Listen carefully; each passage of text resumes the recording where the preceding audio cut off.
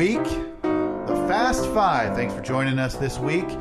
These are getting, I wouldn't say harder, Steve, but... Oh, I would. I would absolutely say harder. The topics are hyper-focused lately, so it's becoming a little bit more arduous to come up with 5 things that aren't directly saying coronavirus every single time we do these every other week here on the Fast Five. So let's get right into it, Steve. Fast Five. 1, 2, 3, 4, 5, 5, 4, 3, 2, 1. Go ahead, you can. I'll lead off this week, Steve. I don't know if you've been following this at all. Jon Jones, the UFC fighter. Jon Bones Jones. No, I haven't. I know the name, but I don't know what's going on. Boy, we'll get to that on the turnaround.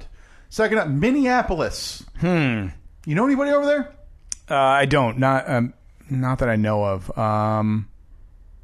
Yeah, what an absolute disaster. Unbelievable. The town in the midst, well, probably not by the time this is released, but in the midst of burning and protests and riots and pretty awful relationship strained there between its the people and its police force and government.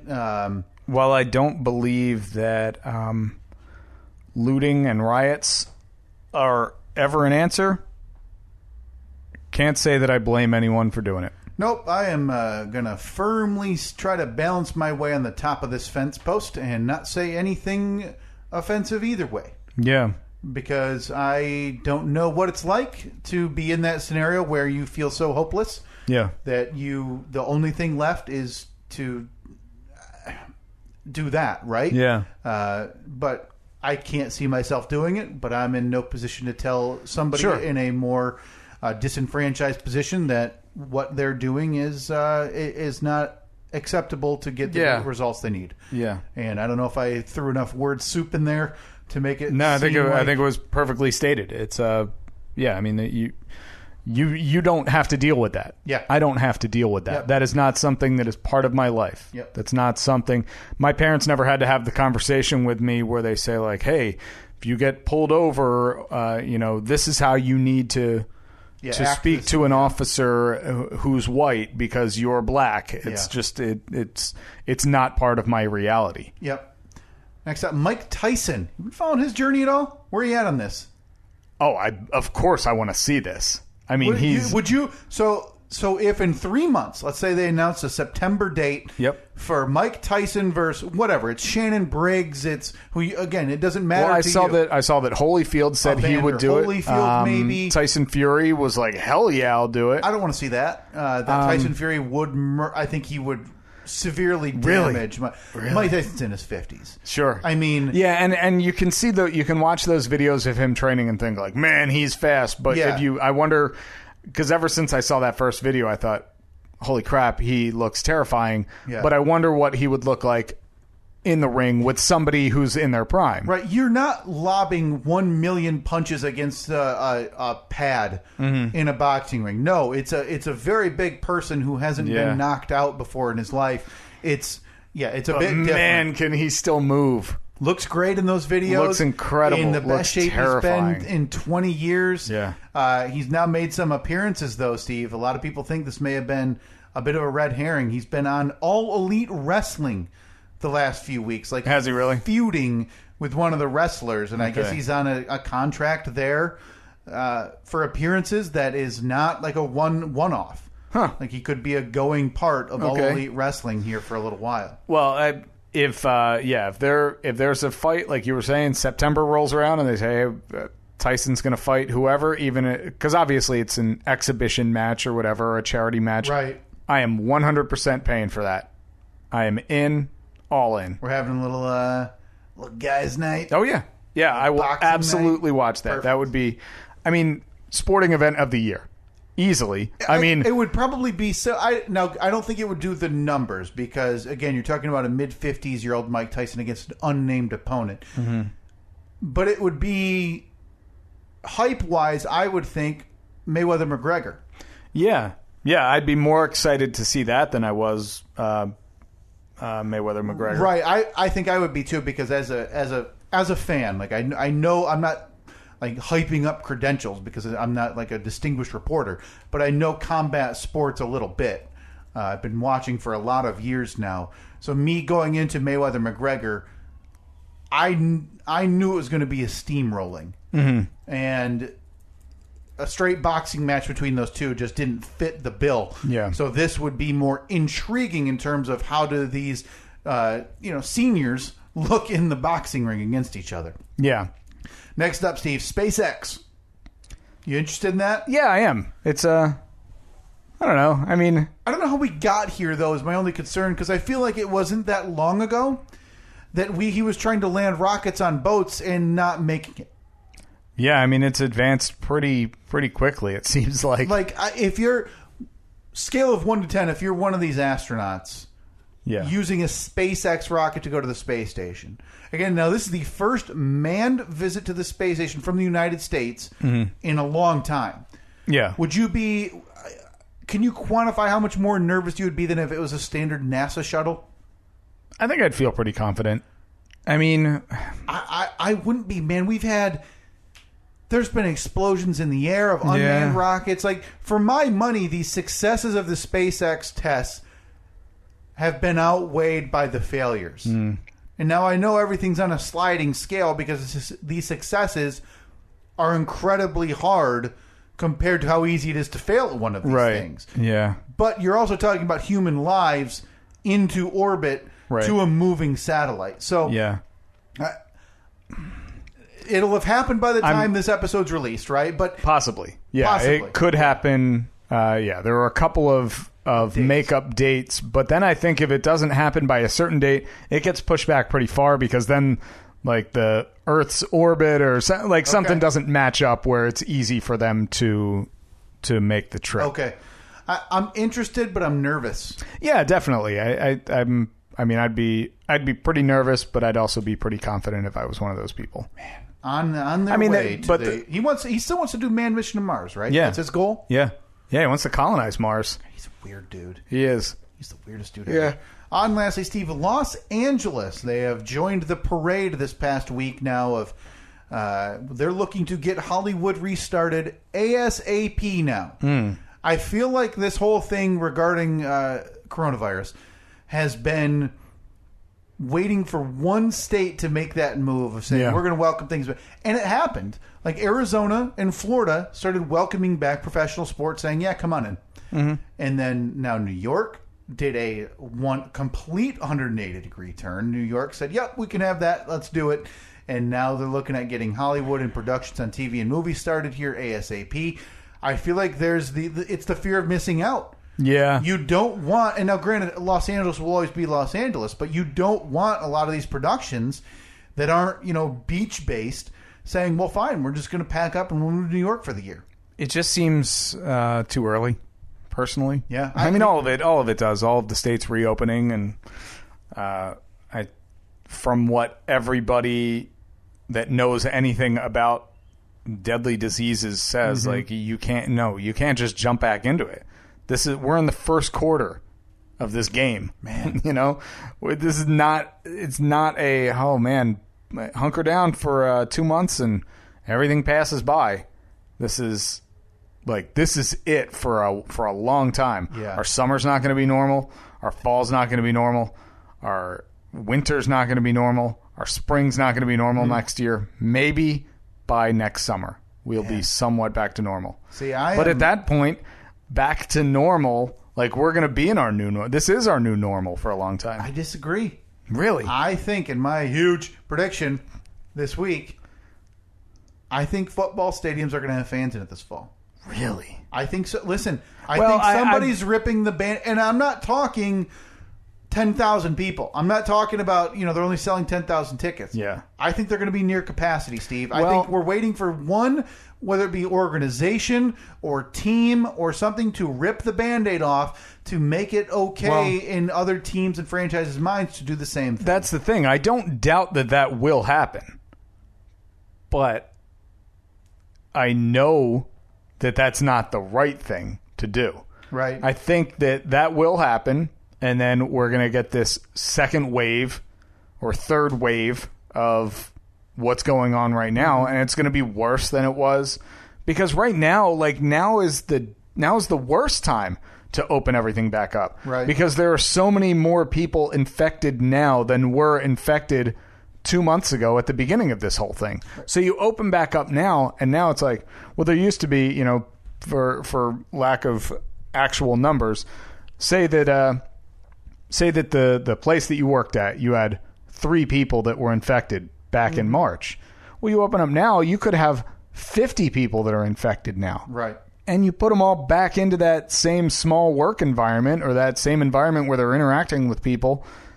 They're interacting with people and passing it along to more people. If more people have it, more people are going to get it. Right. But again, it's something that we'll never know because testing is not, 1, mandatory, and 2, really technically offered for free to anyone who wants it. There are more options. If you want to test right now, you can go get it. But yeah, it's not like the antibody test, which they say are only accurate like 50% of the time anyway. So it's not, there's no way we'll know. So I think I don't blame anybody for doing what they're doing, whether it be reopening or moving forward, because they don't know. And so if the overarching organizations can't really tell you how many people are sick or can get sick, and they're just saying, bear with us. Mm-hmm. Some businesses don't have that luxury, it seems. So I don't. It's a horror. Sure. I would. I'm glad I don't own a business right now. I am what I'm getting at. I've said it many times. I'm very fortunate to be in the position that I'm in. My family is like, we're still able to work. Yep. We still have our income, so it's very easy for me to say, keep everything closed. This is too dangerous, because I don't have to worry about that, which I feel very guilty about. But yeah, if I'm a small business owner or a big business owner, any business owner, I'm probably saying we need to open back up too. Yep. It's a tough spot. Yeah, it's terrible. Before that, SpaceX. I was talking to my dad the other day. He lives in Florida. He lives about an hour from where they launched the rocket. Does he go down there? He does. Does he? Yeah, that's gotta be cool, right? Yeah, he can usually see them from his driveway. Like if he stands out in his driveway, he'll be able to hear and see the sky light up. That's cool. But he's again about an hour away. So if there's any kind of weather in between where he is and where they're launched, he may hear it a little bit or may see the sky light up a bit. But yeah, they were actually on their way. They just wanted to get out of the house and thought, why don't we drive down to the Cape Canaveral or whatever it is, and park somewhere and watch it. And they got almost all the way there, and then it was the mission was canceled. But they're going to try it again today. I would love to see that. That would be neat, right? Like, I'm not a space guy, right? I'm not super into. Like, I never, as a kid, wanted to be an astronaut. Always been terrified. So, see, I did. It's terrifying. I always remember when I was a kid, I would go to the pediatrician and they would check my eyes. Yeah. And I've always had really good eyesight, and I always remember the doctor, even when I was a little kid, saying, "Oh, well, kids that have vision as good as yours, they grow up to be astronauts and pilots." So that was in my brain from a very early age. Mailman. But just sensible. So your doctor. So while my doctor was telling me literally to reach for the stars, your doctor was saying, put paper in envelopes and put it in someone's mailbox. Even if my doctor was saying, like, "Oh, you're right, they're not 2020," but you just think you could probably drive a right-hand drive Jeep. I would have put my hand up and said, "Hey, no, sir. Pension, government career, mailman." Okay, I had to put that doctor in a stupid place. Enough of this. Tell everybody they can do whatever they want. Business. Look at you. Did you get the stars, Steve? Huh? Did those years of you wishing for space do you any good? Hey, little Kyle, I see that your eyes aren't so good. It looks like you have a long career of wearing denim shirts ahead of you. Ooh, those look comfy. Thanks, Doc. But Steve... Hey, little Kyle, only on the absolute hottest days of the year will we let you wear something other than your wool pants. Sweat the calories off. Just sensible. Before that, Mike Tyson. You said you're in. We're both in for a return fight. It's exciting to you, right? Like I've always been that person, though. Like, I've never been the person even with a movie franchise who's like, you know what? For the most part, I should say, one was enough. When they announce a sequel, I'm like, ooh, yeah. That sounds good. Now, granted, this is a little bit different, but it goes with the same vibe that, Mike Tyson's career, not a lot of people want to remember how his career ended. He looked horrible getting knocked out by Kevin McBride. Yeah. I don't even know who that guy is. He's probably delivering mail today. Okay? A noble career. A noble career. A nice turnaround for Kevin McBride. But just when you thought he couldn't get further to the top of the mountain after knocking out Tyson, he landed that government job. It always piques my interest when something like this happens. Because people love a good comeback. But isn't it weird how Mike Tyson's kind of become like an American sweetheart story? And accused, but it's not fair, and is it? Charged, he was charged with rape. It's not fair that he gets his recovery. He served hard time for being a rapist. Yeah. But it all started with a hangover, right? I think so, yeah. And boy, he looked terrible in that too. Yes, he did. I went back and watched that clip when those videos started surfacing of him training. Like, man, I feel like in The Hangover when he came back, he was really, really big. And I looked up that scene when he's singing singing at the wedding, In the Air Tonight. Oh, no, in the first one, yeah. And he's big. I mean, he's got like this massive gut. Yeah. Before that, Minneapolis, we talked about that. Town in flux right now. I can't imagine. Yeah. Surreal to see the images. I can't imagine that, ever feeling like that would be my. That's my last resort. Yep. And we talked about, I am so frustrated that this is what I have to do to get my point across. Yep. And we talked about, that's something that you and I, people like us, will never have to encounter. No. And I sympathize with people that are dealing with that. But even saying that, I feel bad. I feel bad saying that because I sympathize, but I have no idea what that's like. Climb on top here, buddy. You and me. Yeah. Top of that fence. Yeah. We're not going one side. We're not going the other. And lastly, Steve, Jon Jones, the UFC fighter, currently in a very, very public feud with Dana White, and the newest in that is saying, "Let me out of my contract. I don't want to fight for you anymore." Why? What happened? Well, he's moving up to heavyweight division, so to fight a really heavy puncher, Francis Ngannou. That was the plan anyway. He started negotiations. Those lasted, according to his Twitter feed, about 1 hour. Because he tweeted at 11 a.m. that he wanted to do this fight, and then by 12:15 it was, "Can't believe you'd do that to me and offer me that. Let me out. I'm not fighting for you anymore," yada, yada. Wow. So he said he wanted to fight. Yep. Within a couple minutes was on the phone with whoever. Must have been. They could not reach an agreement. Boy, that's the fastest turnaround ever. Yeah, and now granted, I don't like this guy. I've made it very clear.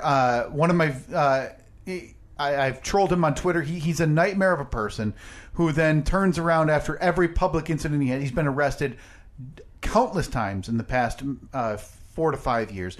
Always gets an incredibly light sentence because he's a really famous person. And then we'll just go back to posting, spiritual quotes and stuff on his social media. Eye-rolling. Just absolute eye-rolling, cringe-worthy stuff. And so Dana White, probably fairly in my eyes, is kind of hedging his bets because he's lost pay-per-view main events because of this guy. Because he couldn't fight, tested positive for drugs, been arrested for whatever. I don't blame him one bit for not taking a call from Jon Jones saying, "I want $20 million," and Dana White saying, "Not going to happen." Yeah. Okay? But we're in a standoff now where the UFC is the only game in town in terms of being able to pay this type of money. So Jon Jones, if you want to leave... nobody else is doing anything. Yeah, if you want to leave. I don't know where you're leaving to make that type of money. Yeah. So as a fight fan, I'm curious to watch this because he is a fantastic fighter, but he's also a nightmare of a person, and by all accounts, a nightmare of a person to deal with and negotiate with. So yeah, as of the most recent update, Jon Jones is threatened to now let me out of my contract with the UFC. I won't fight for you anymore. Again, this is changing by the hour. I'm sure by the time this episode is released, he'll have an announced pay-per-view fight date. It will have changed 3 times leading up to it, though. In July, after he's been released, re-signed, and then a fight date announced. Fast five. 1, 2, 3, 4, 5, 5, 4, 3, 2, 1. All right, first on my list, the NHL. The NHL, boy, you know what? Kudos to them. They appear to be getting just amounts of backslapping for the way they're handling this as they're trying to come back. Do you think that because they're the first league to announce an actual plan if they come back? If they come back, and it sounds like it's going to happen. They're going to do this in hub cities with 24 teams directly into the playoffs. I haven't heard anybody complain. Yeah, I mean, really, it sounds like a plan that people are like, you know what? We're in a time where these organizations have to do something a little bit differently. The NHL's gone about it the proper way in terms of their players and the owners, and they seem to be in agreement. Let's try it. There's some money to be made here. Let's make sure we can make that money. Plus, beggars can't be choosers. Right. Next, Space Force. Haven't watched a single second of it. The reviews are not good. Yeah, I heard that the reviews are pretty bad, but I'm not going based off of that, though. Yeah. I want to clarify. Sure. I just haven't made time to watch it yet. Who is it? It's Steve Carell, and who's Steve Carell. I forget the other actors in it, but the pedigree of who made the show is fantastic. So I wonder if it's one of those things that'll be really funny, but just not like critically acclaimed or whatever. Maybe, but it also has the chance to go like the Parks and Recreation route, where the first season and The Office, for that matter, for my money, was not very good. Mm-hmm. The first season, which they did like 6 episodes, and then it wasn't very good. But if you stuck with it, it became incredible. So, maybe it has that route. I haven't tuned in yet, though. Up next, The Match. Did you watch it? Oh, of course I watched, Steve. I had a friend of mine, anyway, had some money riding on it, on certain bets. A friend of yours, huh? A friend of yours. Just a real degenerate, betting on the first televised golf in months. Okay. Couldn't wait. How'd that friend do? Not great. How much? So he said. How much did that friend lose? They won 1 bet, they lost 2, so it wasn't that bad. Down a few bucks. Couple bucks. That degenerate. Okay, 100,000 is the next thing on my list. Yeah, it's a big milestone, right? But it's hard. It's hard for me to justify. Not justify. I don't want to use that word. And this is a weird toe tapping dance they have to make, because those early projections were so horrific. Mm-hmm. Right? We were talking millions and millions. Yeah. And 100,000 is a massive. Well, the earliest projections were it's going to go away. Well, right, by somebody. Yeah. But by health organizations, the early projections were saying that we're going to be millions and millions. Now, granted, that could still happen. Who knows what? Nobody knows what's going to happen. It feels so weird to talk about, like, oh, yeah, I mean, we bucked the trend. We have no idea if we bucked anything, or if this is bad, or if this is good, or if it's better than what it could have been, or worse. So 100,000 is a massive, massive number. And I think the New York Times did it the best. Where did you see that cover? Yeah, just a stunning image to look at on the front page of the New York Times as the fatalities from coronavirus past 100,000, where every name was written down. Yeah, I don't know. I don't know anymore, man. I've become so desensitized to everything because I'm out there every day with my job, kind of leading a normal life. I've had to care less about it. Yeah. Because I told you, and I said on this very podcast, that I had mini anxiety attacks for the first few weeks because I have no idea what was going to come, but I don't have that opportunity anymore unless I want to put myself in an earlier grade than I'm already headed to. Yeah. That I have to live a somewhat normal existence for most of what I do during the day. And finally, George Floyd. Yeesh. Right? I mean, I don't know why that video. I don't know that if this will haunt me. Right, but is this the tipping point one? I mean, 2 weeks ago we're talking about a kid on the jog who got shot in the stomach with a shotgun, and they didn't even they did end up pressing charges, but that wasn't the tipping point, because then this happened. Yeah. Or no, this happened when? This happened on Monday. Yeah. The George Floyd. Yeah, it happened. Oh, okay. Yeah. Granted, I try to pull myself back from these because. Not that I'm not interested in it. Man, it's the same reason I pulled myself off of Twitter. It's too much. It's too much. Yeah. And, with everything going on, I'm not in a fragile state. I'm not saying that. I was in a state where I didn't need more of that. So the sordid details and dates and times I don't understand. I watched the video and I heard it for a few seconds because I'm in no way, shape, or form willing or need to watch that whole thing. It seems self-explanatory, right? And I'm not going to get into one of these will all lives matter arguments, because I think you're dumb if you're saying that. I think you're missing the boat. And you're dumb. So so when I say I'm not going to get into an argument, I'm meaning because I think you're dumb. I'm not going to argue. I'm confused why when people say Black Lives Matter, that the opposition then says all lives matter, because doesn't that just prove the point? Because Black lives would be part of all lives, right? It's a redundancy. Yeah, it's a redundancy, and we're at risk of losing fans of the show and friends of the show. And don't care. Personally, I don't care anymore. I'm not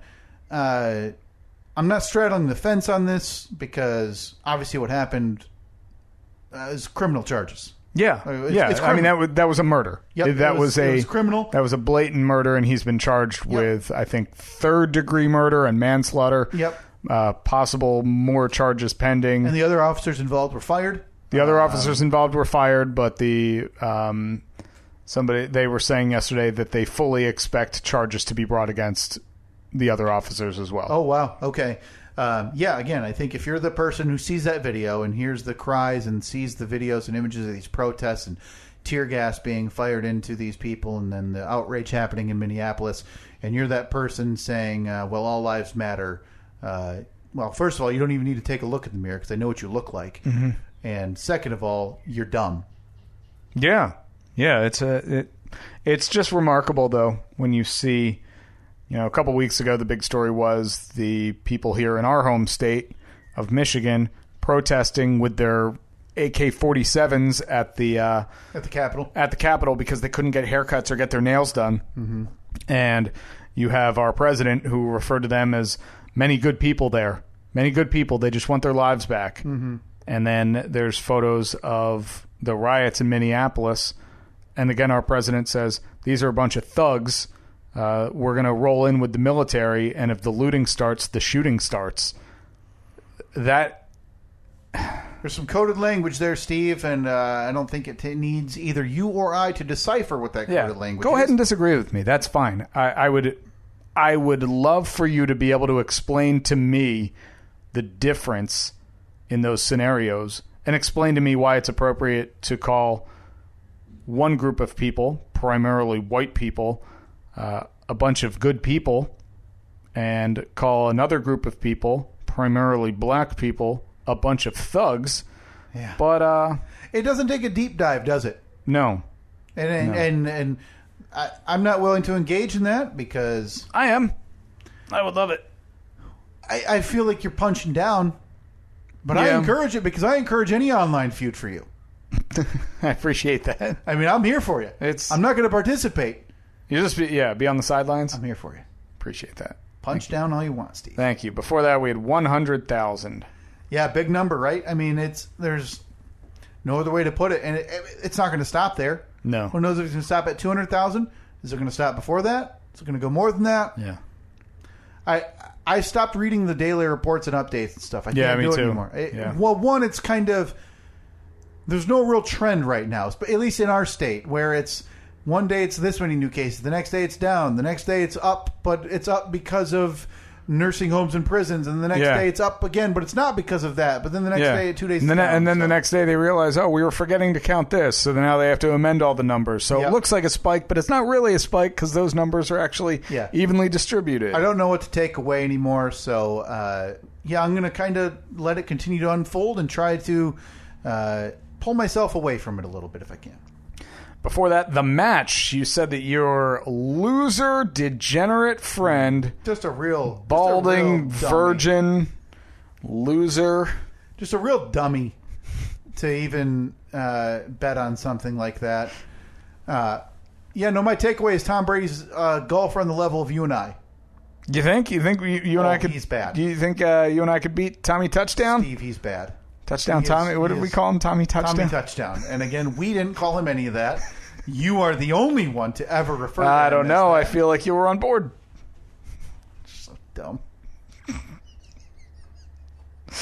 Listen, it was great television. It was watched by 6 million people, which is the most. Of course it was. Nothing else is on. The most watched cable golf event in history. Wow. That's really impressive. So, no, it was a fun watch. They changed up from last year. I had Charles Barkley. There was some smack talk. There was some, some long drive. And close to like the fourth hole, they did the one club challenge where you can only use one club for the whole hole, which is what I do when I've had too many beers. What'd they pick? I didn't see that. How long of a hole is that? It was a par 4. Okay. What would you use? Like an iron? You got to go with personally, I go with a low iron.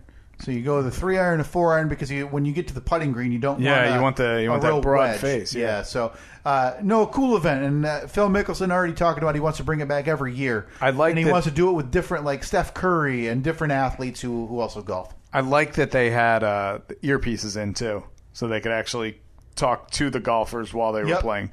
Now, granted, you're also dealing with technical stuff. So like the first time they went to Tiger Woods in his own golf cart. Nothing. It was just static. Like really? He couldn't talk. He couldn't hear him. So, but listen, everything is going to have those issues. Yeah, right they'll work that out. And it was an absolute rainstorm. Oh my God, it looked terrible. It was awful. Before that, we had Spaceforce. You're going to check it out? Yeah, it's on the list. It's not at the top of it, but it's on the list that I'll watch at some point. We just got Apple TV, so there's a lot of good programming on that. So yeah, it's so hype, but then I feel like it's just like, hey, it's here, and the reviews are But that happens with a lot of shows, like the morning show on Apple TV, which everything was about good. it. See, I never watched it. My wife's watching it right now. She didn't wait for me. Steve Carell, Jennifer Aniston, Reese Witherspoon, Mark Duplass, like all these huge names, and then the reviews were like, it's fine. It's fine. That's why I don't really pay attention to that, because I watched it and we really enjoyed it. I thought it was really good. Very similar though to HBO's The Newsroom. Did you watch The Newsroom? No, I didn't. Loved The Newsroom. Reviews were like, boy, this thing kind of sucks. Yeah, but I really liked it. And first on the list was the NHL, the first of the 4 major sports leagues to present their potential plan if things do open up again, if they continue the season. Yeah. Like you said, hub cities we're at a spot. 24 teams all advancing to the playoffs. Well, so 8 of them moving into a play-in round. So what is it then? The top 16 would be guaranteed. The top 16 will end up getting in the playoffs. So 24 total, 8 of those being play-in only. The other 7 hit the road. They're part of the draft lottery, which they updated the draft lottery. So now it's a 2-phase draft lottery. Oh, boy. Like the NHL they've done it correctly. I mean, the NFL is currently sticking its head in the sand, acting like it's not happening. The thing is, do you think that because hockey in this country, no one cares about. I mean, I know that there are diehard hockey fans, but for all intents and purposes, no one in this country cares about hockey. They care about football first and foremost, basketball, baseball, but hockey, no one cares. Do you think that this is what finally brings hockey to this country? No, because this plan, by the time they come back, will be the same time as if they came back, basketball and baseball will be coming back. So hockey kind of falls in line. Although I should say, hockey's coming back straight into the playoffs. The Stanley Cup playoffs are tremendous. And they're edge of your seat. Yeah, we'd be in probably the finals this week. Basketball and hockey would be in this week or in the next week would be beginning. So they've done it right. I think hockey fans are going to be excited for hockey. I don't know if it's going to be a big bump for hockey, but there might be a big bump for every sport because people are going to be itching for something to get back for live sports to watch. So maybe them doing this calmly and doing it in a fashion that people seem to agree with, maybe it is the way that gets them the proper attention, Who knows? It'll be interesting to see, though. It'll be real weird to watch sporting events where there's no one there. I wonder what... It's just a weird-ass time we're living in. Yeah, fanless stadiums is something we're all going to have to get used to. Maybe. Yeah. I think football is just going to rip the Band-Aid. Yep. All right. Once again, we massively overshot the 20 to 25 minutes that we wanted to record this in. Blame you. Facebook, Twitter, and Instagram @Steve and Kyle. Back next week with another full episode. See ya.